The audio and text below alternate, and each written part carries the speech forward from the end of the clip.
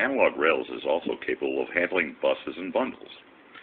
Here is a digital design with an example of how easy it is to place vectored cells and to indicate which bit of the bus goes where. Okay, here we're going to place a NOR gate, we're going to vector, and we're going to drop along a couple standalone inverters.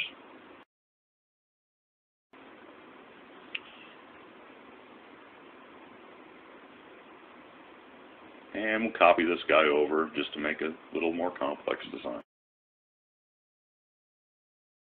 Now we're going to go ahead and drop in the pin, and we're going to go ahead and vector it.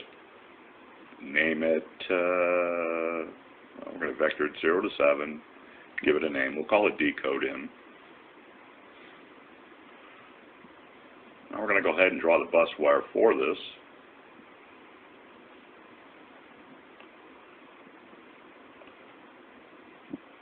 And again, 0 to 7. Okay, go ahead and draw the bus. Drop it in blank space. Now we're going to go ahead and pick off the bits. This will tell you how easy it is to do. So we'll go ahead and we'll wire input A here. And in this case, we're going to tell it to hit bit 0 and 2. Bit B, we're going to pick 1 and 3. C, let's just go 4 and 5.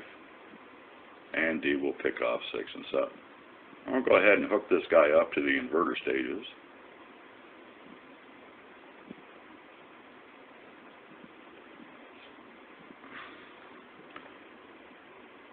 Now we'll go ahead and place an output bus. It has 2 outputs, so we'll just vector it 0 to 2, or 1, excuse me. Do the same thing with the output stage.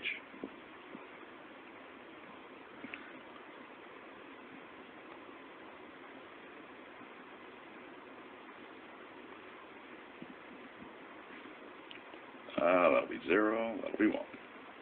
Alright, there's no need to go ahead and label all the power and ground, so you can just go ahead and tell if there's a VDD net in here. And there's VSS as well.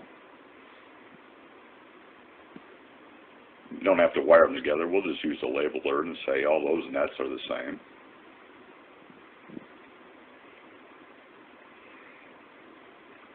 Here we're going to go ahead and generate the boundary. Now we're going to go ahead and run our digital placer. You see we automatically sandbox everything because we don't want to touch your original device. Here's the cell loaded. We'll go ahead and route it. And voila, the routing is done. That is how simple it is to do vectored components in analog rails.